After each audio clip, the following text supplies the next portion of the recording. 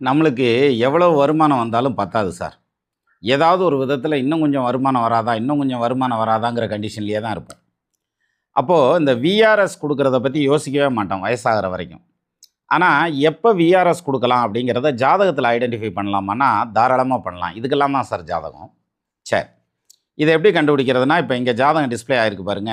26/9/1971 1:15 PM திண்டுக்கல்ல பிறந்ததுன்னு வச்சுக்கோங்களேன்.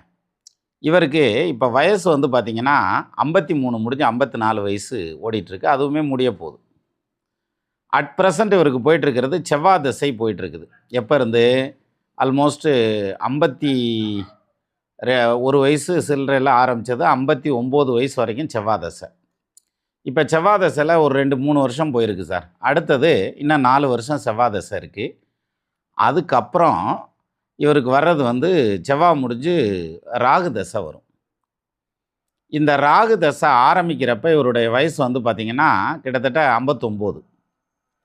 இந்த செவ்வாய் தசையிலேயே அப்படி ஒண்ணும் ஸ்மூத்தா போகாது. எது? இந்த வேலை. ஏன் வேலை ஸ்மூத்தா போகாது? அங்க செவ்வாய் உச்சம். பவர்ஃபுல்லா இருக்கிறதுங்கிறதுனால, உச்சம் பெற்ற, ஆட்சி பெற்ற கிரகங்கள் வேலைய டிஸ்டர்ப் பண்ணுங்கிறதுனால, வேலையில பஞ்சாயத்து வந்துரும். சரி அப்படித்தான் காம்ப்ரமைஸ் ஆகி வேலை பார்த்து எல்லாத்தையும் சரி பண்ணி, அப்புறம் ராகு தசையில சரி பண்ணிக்கலாமா அப்படின்னா, ராகு தசை வரையில 60 வயசு ஆயிடுது. 59 ஆயிடுது இல்லையா?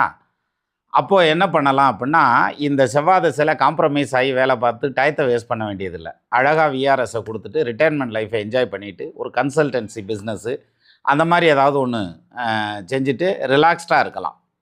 ஸோ இந்த மாதிரியான ஜாதகங்கள் விஆர்எஸ் குடுக்கிறதுங்கிறதுக்கு ஆப்ட்டான ஜாதகம்.